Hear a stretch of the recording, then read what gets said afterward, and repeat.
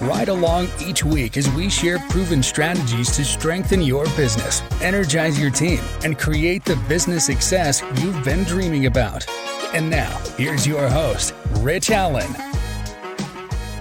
Are you among the few who have written goals?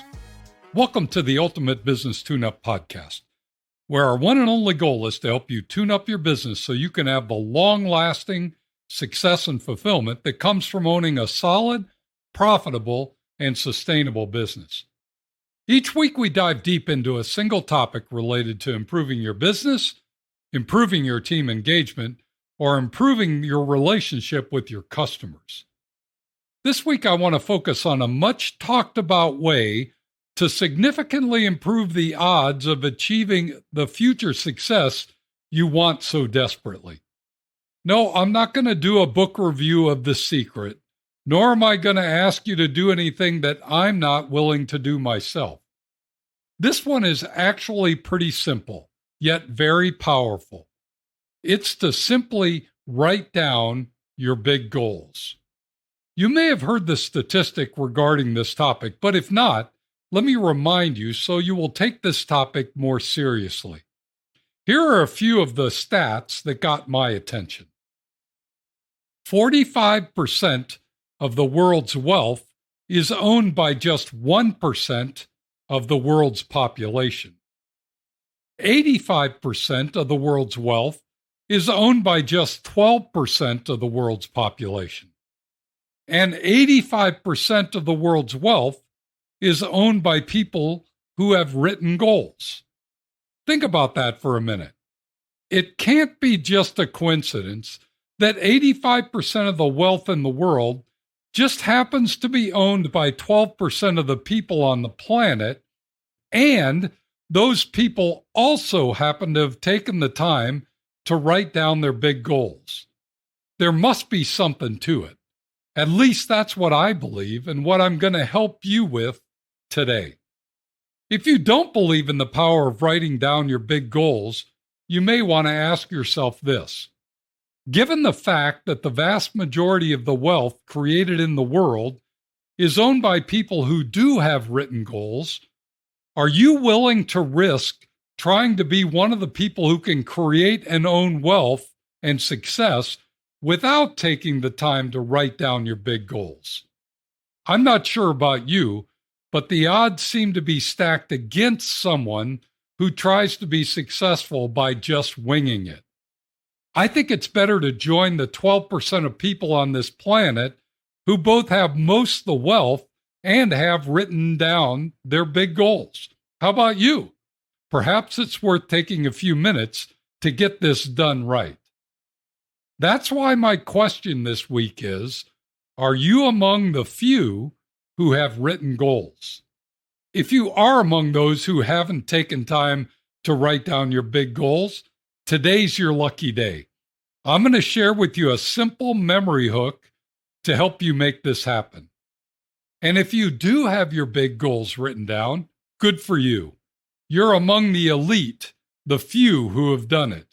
Now, today, let me give you a way to make sure your big goals are written in a way that's more likely to get you the results you want.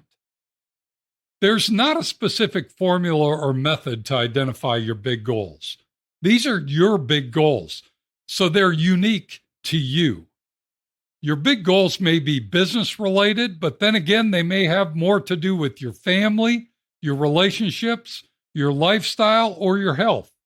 To be honest, it doesn't matter what your big goals are, just that you have taken the time to think about what you want in the future, narrow the long list of wants into a short list of those wants you're willing to put some serious work into, and then define and declare exactly what you want to happen. Like most things, there are several ways to approach setting and defining your big goals. Let me share a couple of them. You may be familiar with the idea of making your goals SMART. It's perhaps the most frequently used acrostic or memory hook for setting goals, and it may be just right for you. If you're not familiar with SMART goals, here's what it stands for. S stands for specific, meaning you need to be specific about what you want. In other words, don't make your goals too general. The more detailed and specific, the better. M stands for measurable, meaning you need to have a metric or a way to determine how much progress you've made towards your goal. A stands for actionable, meaning your goal needs to be something that you can do something about, not just something that may happen to you without you doing anything. R stands for realistic, meaning your goals need to be something that's within the realm of possibilities. I like to think of this as not setting the goal to have $1 billion when you haven't yet achieved having $1 million. And T stands for time-bound, meaning you need to include a time frame in your goals. Set a specific date by which you will achieve your big goals. If your goal's open-ended, meaning that someday this will happen, it's not a goal. It's a wish or a dream. There you have it, SMART goals. If that speaks to you, then use this acrostic to make your goals more smart than they are today. Honestly, I do really like the idea of SMART goals, but they don't hold as much personal meaning to me. I prefer a lesser-known acrostic, SPAM. It's a lot the same, but the idea of spamming my goals speaks louder to me. Here's why. As you may know, I grew up in a very big, very poor family. I have 11 brothers and sisters, and for most of my growing up years, we lived in the projects, a low-income housing area in Northeast Ohio that was nothing more than a World War II military barracks that were converted into single-family apartments. I'll spare you all the details, but to give you a sense of the environment, each apartment had a living room, a kitchen, 2 bedrooms, and a bathroom. And there was no way that we could fit all of us into a single apartment. So my parents rented 2 units side by side, and we cut a door between the 2 units. That meant we had 2 living rooms, 2 kitchens, 4 bedrooms, and 2 bathrooms. A virtual mansion for a large, poor family. And if I recall correctly, the monthly rent was something around $150 per month per unit. Don't get me wrong, I'm not complaining. As kids, we really didn't know we were poor because everyone around us was just like us. So we felt like we're just living with our people. One of the things I do remember well was the food we ate and how we handled meals for a family of 14. We never sat down for a meal as a family. Honestly, we couldn't. We didn't have a table large enough, and even if we ate outside on the picnic table, some of us had to sit on the ground just to make room for everyone. So meals were typically handled first come, first served, meaning if you weren't there when lunch or dinner was ready, you may not get any. I remember eating a lot of fish sticks. I think it was because they were easy to pop in the oven and everyone could just take what they wanted. No fuss, no mess. And if we did have meat, it was often meat from a can. You know, that delicacy known as Spam. We'd get a super large can of Spam that would slide out of the tin with a slimy sound like that sound takes me right back to the projects. That may give you some idea of why, when I attended a work conference shortly after graduating from high school, and the presenter used a can of Spam to make his points about how to write powerful, meaningful goals for your life, I was all ears. In fact, it spoke to me so loudly that I went out and bought a small can of Spam to put on my desk in my office. Even today, if you were to visit my office, you'd find several cans of Spam, all of them way out of date, as reminders to spam my goals and to help my clients spam their goals as well. The SPAM acrostic is very similar to the SMART acrostic, which is why you can use the one that speaks the loudest to you. Here's what SPAM stands for. S stands for specific. Make your goals very specific, not broad or general. It's better to have several very specific goals rather than having one large, undefinable goal. Rather than having a goal to grow your business, the goal should be something like to grow the revenues of a specific product or service to a specific level within a specific time frame. P stands for personal, which means that each goal should be owned by an individual. I goals are more powerful than we goals. Whether it's you or someone else on your team or in your family, make sure each goal has an owner, someone who knows without a doubt that they're responsible and accountable to achieve the goal. Don't mistake this for the idea of having a big vision for your business or your life. The vision is a collective picture of what you want your business or life to look like in the future. But to make the vision a reality, you need to break it down into very specific goals that are owned by an individual. Something powerful happens when your big goals are written starting with I will rather than we will. A stands for actionable. Just like the A in SMART, the A in SPAM reminds us that our goals must require effort and work. It's not just a matter of hoping the stock market will go up, and as a result, you'll have more in your retirement savings account.